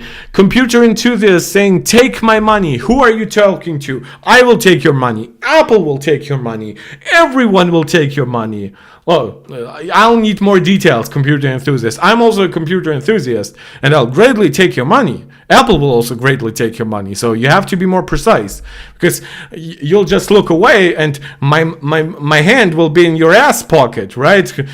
Getting your portemonnaie, because your wallet, because you promised me your money, but now you're like, no, I promised Apple my money. I'm like, you just told me take my money. So be more careful, computer enthusiast. So for me, German, of course, is what matters. This has been a problem with rollouts for devices like Apple's HomePod, for example, because I have been capable of using a HomePod, ever since any HomePod, of course, supported English, and they rolled it out to Germany very, very quickly. But I feel sorry for people who would be more than fine of using a HomePod in English or German, but Apple just refuses to bring it to their region until they have it configured to their regional language. And this is, I think, where Apple is very much different from a lot of companies, where they will just completely gatekeep a new feature and even a new piece of hardware from you, just because they know that their consumers expect a fully integrated experience day one. So if you buy a HomePod somewhere in the middle of nowhere, right, then you would expect that HomePod to speak the language of somewhere in the middle of nowhere, because this is the Apple experience. That's the Apple promise. And in my opinion, Apple is sometimes even shooting themselves in the foot, because, as I say, there are consumers like me who would gladly check out Apple Intelligence features in complete beta in the EU. I would love Apple hardware here that is very Apple Intelligence or previously Siri focused, that might not even support the language that most people speak in my country. Jan Hendrik, actually my German viewer, saying yes, Apple Intelligence in Germany starting from April. Yes, That is great news, isn't it, Jan? There's another thing to keep in mind. Since only iPhone and iPad are impacted by EU antitrust legislation, Mac users can already try Apple Intelligence in the EU with macOS 15.1. I will actually be registering for that today. I have had beta on my Mac anyway, so I could have registered for Apple Intelligence. I tried it twice, it didn't work, so I will try to play around with that more. Maybe just today it should just work better now that it's officially out. Maybe I might even get some 18.2 15.2 features in it, so then I will be able to give you some impressions of Apple Intelligence, hopefully even about stuff like integration with ChatGPT down the road and stuff like that. So if you want to watch all of that, subscribe to the channel, hit the notification bell so you actually know when new videos and live streams go live. Love having you guys here, love interacting with you. Tomorrow I will also be doing a stream covering what Apple will announce tomorrow, hopefully at the same time as today, maybe a little later. I will let you know. You can also follow me on Twitter. The link for all of that is in the description of this channel, and then you can let me know your opinion there. Jan Hendrik, you're looking very much forward to Apple Intelligence here in Germany. You hope your iPad and MacBook with M2 is enough for the power. Yes, it is. Like, I have not seen anyone with like an M1 device or anything like that complain about Apple Intelligence. Don't forget that unlike even A17 Pro or A18 Pro, there is a much larger memory bus on M1 and up. So that means that every M2 device and newer has also more memory bandwidth than even like the A18 Pro, right? It also means that there is a large GPU that can be paired with the neural engine. It also means that there's also just more power that Apple can give it. And of course, 8 gigs of memory is enough, like as we have seen. And Apple will sometimes relegate just tasks to like their private cloud compute servers. You can also ask ChatGPT. That isn't happening on device. So a lot of good Apple Intelligence features will work well anyway, and some of them will just work in a different way. Currently, Apple Intelligence only works in US English with iOS 18.2. It will be expanded to English from Australia, Canada, Ireland, New Zealand, South Africa, and the UK. The update is expected to be released in December. So again, a lot of stuff to cover with Apple Intelligence. Once I get it on my Mac to actually tell you my impressions of it. We will see how reviewers react to stuff like the new iMac. I think it will be more positive than the reaction to the M3 iMac, which of course still started with 8 gigs of RAM and 256 gigs of storage. While we are keeping with 256 gigabytes, at least we are now getting 16 gigabytes of memory. My long-term prediction has that Apple will actually bump up the memory to 12 gigabytes. But apparently they were more generous here, but then they also double binned the M4, so take it however you want. And it's very, very fascinating to me, like the way Apple still tries to cling on to some like profit margins, to some very high upgrade pricing. Of course, you take it or leave it in that regard, right? It is a better value than the last gen, objectively. But it's still probably, if you're just looking at stuff like storage and memory, it's still a way worse value than like what you will find by building yourself a tower PC with Windows. But then of course you're dealing with Windows, you're dealing with a lesser ecosystem that is not as curated, right? So again, Apple is not the best when it comes to value, but Apple definitely still gives you a lot for the money they're asking. Unless it's them asking you $200 for 256 gigs of storage. I admit that is outrageous. Jan, it's interesting that they're comparing it with M1. I've always tried to tell you people, that's not designed to be negative, right? But Apple's comparisons are actually relevant, right? They know that nobody with an M3 iMac has any like big reason to consider getting an M4 iMac, right? Same Wi-Fi technology, same amount of ports, even though the ports are technically more versatile and faster, same display, similar performance in general, right? So why would you really compare it? Most people considering, I would argue, aren't even coming from an M1 or any kind of Apple Silicon, Mac, iMac, Mac Mini, MacBook Air, whatever. I would argue a lot of people still buying this are either coming from an Intel-based Mac, or they might be just switchers, or they might be even entirely new to like PCs, like a teen getting their first PC-like device from their parents and something like that. So Apple basically is trying to say the only like somewhat modern device we can compare it to is the M1, which is actually relevant because we could compare it with M3, but nobody will buy this who already has M3. And to anybody coming from even older devices, well, we did cover that, right? By looking into what Intel-based Mac they were actually comparing that to, which they said was the most popular one, and that was a 21.5-inch system with a 3 gigahertz 6-core Intel Core i5, a Radeon Pro 560X, 4 gigabytes of GDDR5 memory, and 8 gigabytes of system memory. Right, so Apple gives you even more comparisons, but they tend to go older, or they tend to get more obscure by Apple's comparison here with that best-selling 24-inch Windows all-in-one device. Right, so Apple knows how to make their devices look good, but they still aren't lying, right? They will be selective. But the fact that they aren't comparing with M3 isn't designed to say, oh my god, the M3 is actually better or so much better value. No, it's just not that relevant for Apple. They aren't making the M3 iMac anymore. It's not like they have an iMac SE, even with like an M1 chip and something like that. They're just saying, oh, you know what? We had an M1 iMac.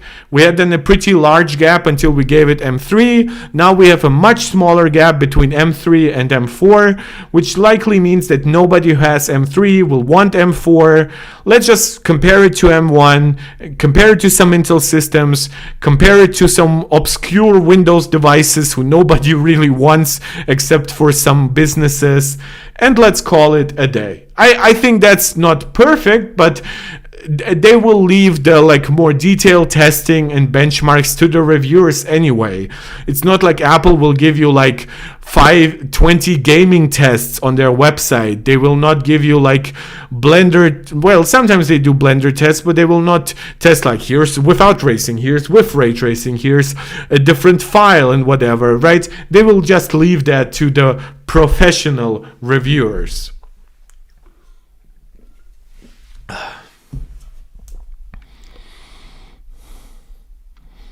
So new. This is, by the way, look how relatively high up they talk about very basic stuff on the website, right? They talk about the colors. They talk about the 4.5K display, which isn't new to either the M3 version or the M1 version even. We had this pixel density, this brightness, this DCI-P3 color support for quite a while on nice iMacs, right? So there isn't anything crazy here. They talk about center stage cameras, yes, which is new for the iMac, but the speakers aren't, and they still mention them. Then they just talk about the basic operating system, and they try telling you, look, it has all the pro apps you want, but also a little bit of gaming on the side now thanks to Apple Intelligence, right? And then they talk about new to iMac, app support, setup, building it to last, all the ecosystem features, right? This is what Apple wants. They don't expect anyone with an M3 to get an M4 iMac. It might be more relevant for Apple when they will talk tomorrow about the Mac Mini, right? Because the current Mac Mini is an M2 device. They might compare the M4 version maybe even to both the M1 and the M2 version, or maybe just M1, who knows. But yeah, for the iMac, it really did make too much sense to bring up the M3 too much. As for the MacBook Pro, that I actually don't know which would be their most relevant comparison, because obviously the MacBook Pro right now is already M3 based, but maybe the M4 Pro and the M4 Max are much more impressive versus the M3 Pro and the M3 Max than even the M4 is versus the M3. If you can keep track of everything that I'm saying, that I'm quite impressed, because I am rambling a little bit. And yeah, we have talked about pricing, and this will be, of course, covered throughout the week by me. But yeah, we desperately, I could see this getting a price increase, because we have, maybe Apple could give us a slightly bent M4, but we have not seen any rumors about that. It's that double binning on the M4 and the iMac that makes me wonder if Apple might make this a $1699 device, but with 16 gigs of memory. My speculation is they might still try to give us $1599, maybe find some other way to cheap out. But it would be really, really cool if you just had the fully enabled chip, those 3 Thunderbolt 4 ports at that point, and double the memory. That would be great value improvement. Fake Key saying Mac Mini with M4 wyjdzie zawsze, ile zawsze будет MacBook Pro M4. You asked me in Russian, because yes, I do speak Russian, guys. I just read it horribly. And I write it even worse, but I speak it decently well. Yes, it's either Mac Mini launches tomorrow and the MacBook Pro launches on Wednesday. That's my current prediction. Or it's the other way around. Apple could potentially do something weird and keep longer gaps. Maybe we get a Mac today, then one on Wednesday, then one on Friday. But that would be very atypical. We have not seen a single week where Apple does it in a weird way like that. We have had weeks in the past where Apple would bring us multiple news, basically every day, one piece of news. And this is what we do expect for this week. And Apple did promise it would start on Monday. They didn't say on which day it will continue. But my prediction is tomorrow Mac Mini, on Wednesday MacBook Pro, just so that we would also be upgrading the chip as we go along, right? Today we talk about M4. Tomorrow we talk about M4 Pro. The day after that we talk about M4 Max. That's a little bit how I see it. But thank you. And yeah, to anybody who's speaking Russian or Ukrainian, you can type to me in Cyrillic. I apologize if I'm not that great of reading Ukrainian, because my upbringing, it was in Moldova, so my first language was Russian. I never quite learned to fully understand Ukrainian, but I will try to read your message. If you don't have a translate feature integrated in some way, I love interacting with as many of you as possible across as many languages as possible. So that's very important to me. Oh, my Coke is still not quite warm. That's a good thing. Guys, we still have quite a few here. Tell me, what would you like for me to cover? We are almost 2 hours into the stream. We have as many likes as we have viewers. Still, if some of you haven't liked yet the video, please consider doing so. If you're enjoying the content, also consider subscribing to the channel, sharing the video to somebody who you think might enjoy it as well. And comment. You see, I love interacting with the live chat. You can support this channel directly with a small donation in the form of a super chat or a super sticker.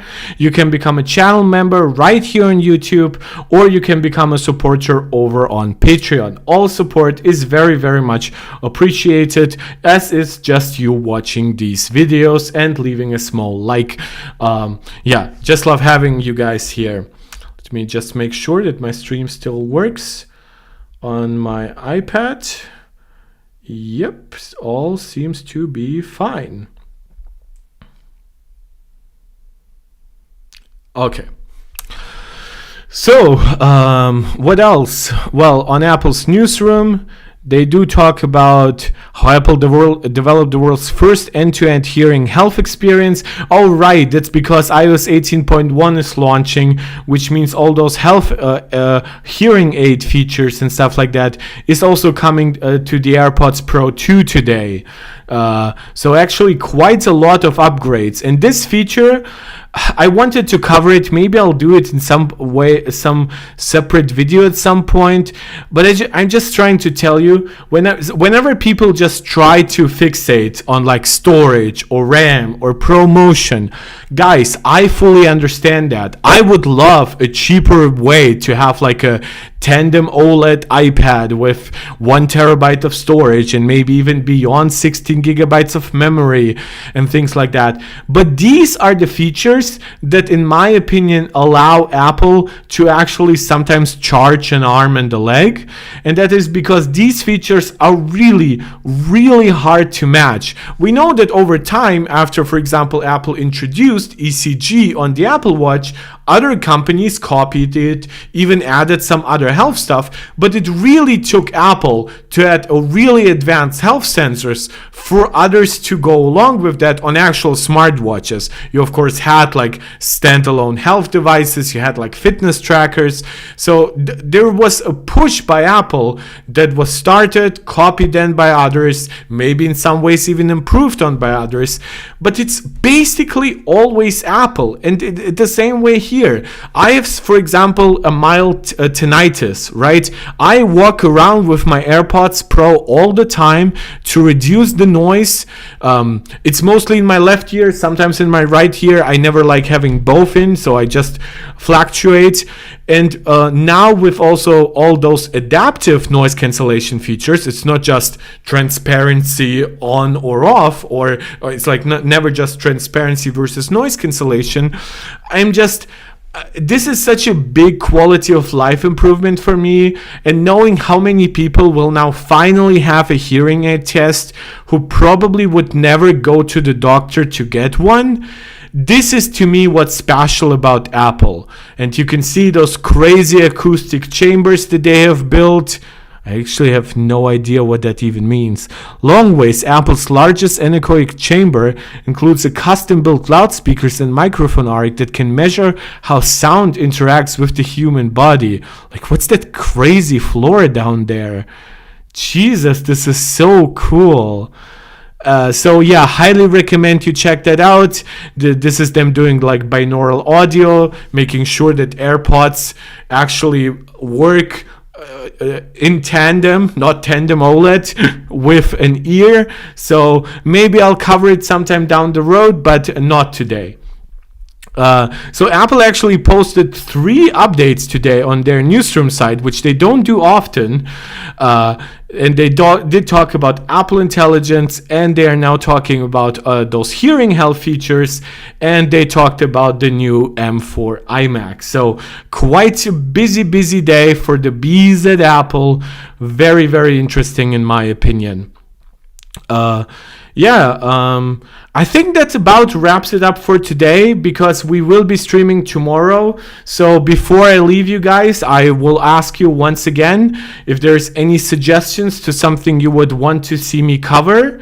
Of course, we haven't yet had any hands-on like videos for the new iMac, or did we? Like, let me just briefly check. Like MKBHD, for example, did he post something? No. Oh my god, nothing CEO, guys, always getting recommended for some reason. Did Mr. Who's the Boss do something? I doubt it. Yeah. he didn't. They all talked about the triple folding phone at some point, which isn't too interesting to me, but if you guys ever asked me to react to something like that, I will, because I do think that the actual concept is still cool. I've said in the past I would prefer rollable devices, but given where foldable tech currently is, I understand why companies make this rather than like a rollable phone with a completely new form factor. Yeah, so of course Apple hasn't launched like extensive Geekbench benchmarks or anything like that with it. Apple Intelligence, we've covered plenty on the channel, but we will keep covering it anyways in future videos as it gets more features, as it gets more as I get more first hands-on experience with it. And just let us look if other websites are covering anything. Okay, so they're putting out new ads talking about AI coming to Europe, talking about that those hearing health features. There are security updates in iOS 18.1, which I actually didn't know about.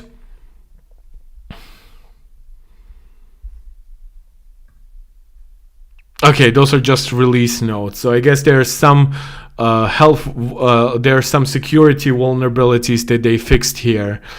Man, that's such a busy day for Apple though. The expanded language support, we talked about that. The event video, which again, I unfortunately cannot watch live with you guys. AirPods Pro 2 and those new hearing health features. And all those new iOS and macOS and tvOS and watchOS and HomeOS versions. All of that coming today. Most of it geared towards Apple Intelligence. And of course the iMac itself. Yeah, so that all makes a lot of sense to me. Let's look at Mac rumors. We tend to switch from one side to the other. They're Apple's only products. These are Apple's only products still sold with Lightning. Actually, one thing that I did want to briefly look up, and that is when we look at Mac accessories. And when we look at, for example, the Magic Trackpad, does it ship? They said it ships with a USB-C cable, right? But that's with the iMac. What's in the box? USB-C charge cable. Is that charge cable color matched? Right? That would be my. That would be of very great interest to me, especially. And yeah, I should be buying this one. But today, guys, by the way, a party trick. Yes, I am on a standing desk here, which technically I could really stand up with you, but I'm not. I'm gonna keep sitting. So you can see I can adjust my height quite a bit, make it even a bit crazy, get very close to the mic and do some ASMR with you guys. But let me get back to something more normal. So thank you for the cool room where I'm doing my streaming from today. And thank you for to my cousin for enabling all of that. Big thanks to her.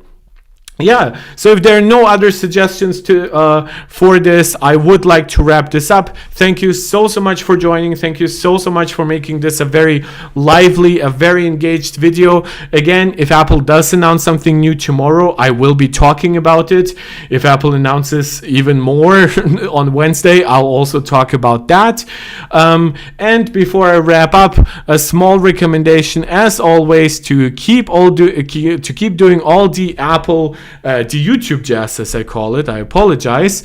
And that is, of course, liking the video, subscribing to the channel, commenting on the video. Small plea from me, even to those who have already done a great job of commenting in the live section. Please leave a comment afterwards. That helps tremendously with the algorithm. So please do that if you can find a couple of seconds to do so.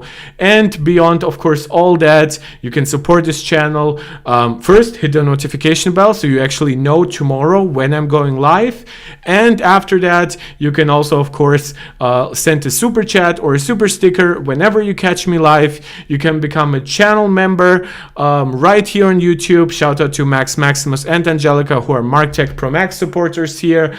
Talk Gaming, you're joining, saying hello. This video will stay in this full form right while I go offline. Leave a small comment afterwards. Unfortunately, you're joining right as I'm wrapping this up, but thank you still so much for joining the stream. And of course, yes, YouTube channel memberships, Patreon subscriptions, however you want to support this channel, but just becoming part of the community, watching these videos is already a huge help. This was a very, very exciting stream to me. I hope tomorrow's will be just as much interesting to you and to me. Let's see how it all develops. Let's keep on covering Apple. Let's keep on covering the world of tech, and let's keep growing together. Thank you guys so much. Talk Gaming, before I leave, actually leaving an 80 cents in pound, 80 pence donation. Is that the smaller form of pounds? Thank you so much. Super duper cool to see that. Showing in a quick example how you can support this channel. Let's do that again tomorrow if we can. Thank you so much for joining. As always, let me know also what you would like to see me cover next, and I'll do that if I can. And if you leave me a donation, no, thank you so much. This is MarkTech, tuning out.